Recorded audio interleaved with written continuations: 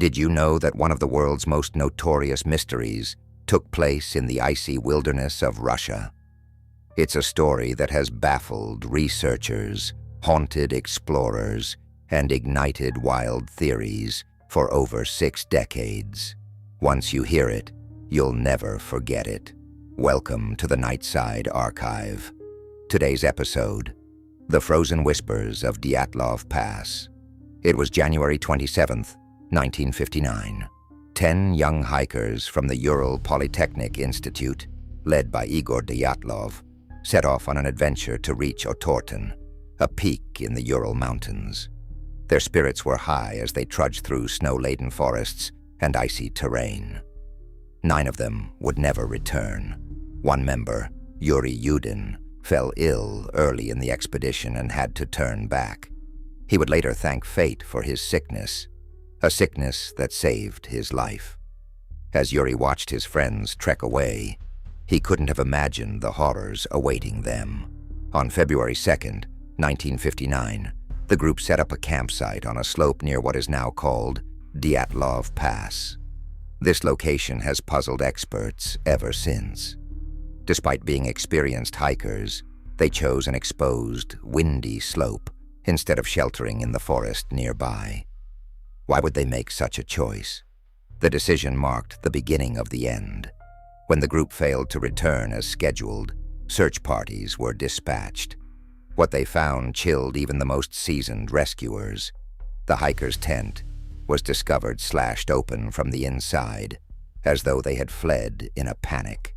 Their belongings were still inside, yet they weren't there. Outside, bizarre footprints led into the forest, some barefoot or wearing only socks, despite sub-zero temperatures. The searchers found the bodies scattered over several distances.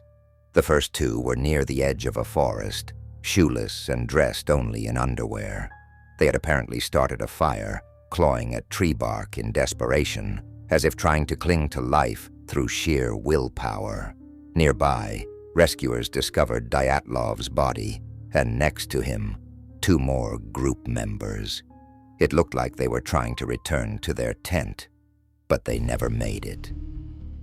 Weeks later, as the snow melted, 4 more bodies were found in a ravine, hidden beneath nearly 13 feet of snow. Unlike the others, their injuries were chillingly mysterious. One had a fractured skull. 2 others had thoracic injuries so severe they resembled injuries from a car crash. And one woman, Lyudmila Dubinina, was missing her tongue. Despite their horrific wounds, no external signs of trauma were visible. What could cause such injuries? Adding to the strangeness were peculiar environmental clues. Engineers found elevated levels of radiation on some of the hikers' clothing, prompting theories of military involvement or secret testing in the area. Local Mansi tribespeople, familiar with the mountain range, were initially suspected, but their involvement was ruled out. Then the speculation truly spiraled out of control. Some theories leaned on the supernatural. Could an encounter with otherworldly entities have terrified the hikers? Others wondered if an avalanche or rare weather phenomenon, like the katabatic wind, forced them to flee so suddenly. And then there's the Yeti theory. Yes, you heard that right. Some believe a large, unidentified creature may have attacked the group. Eyewitness sightings and so-called footprints in the area have kept this theory alive over decades.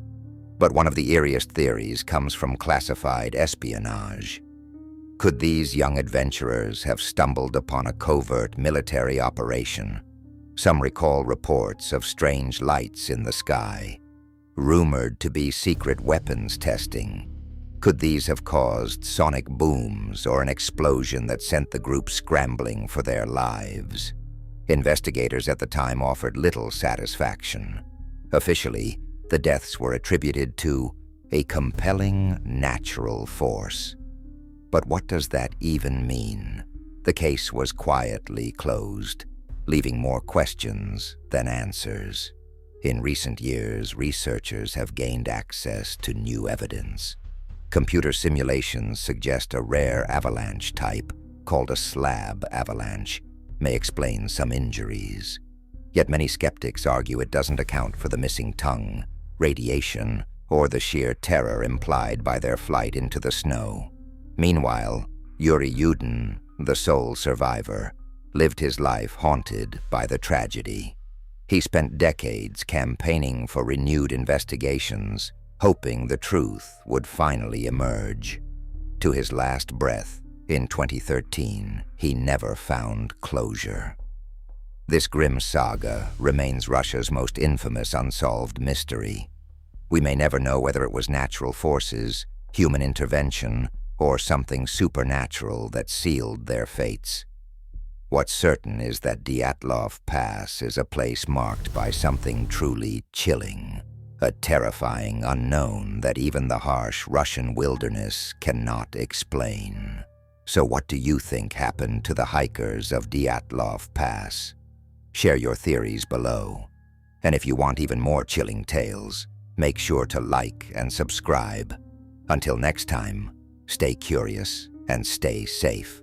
This has been the Nightside Archive.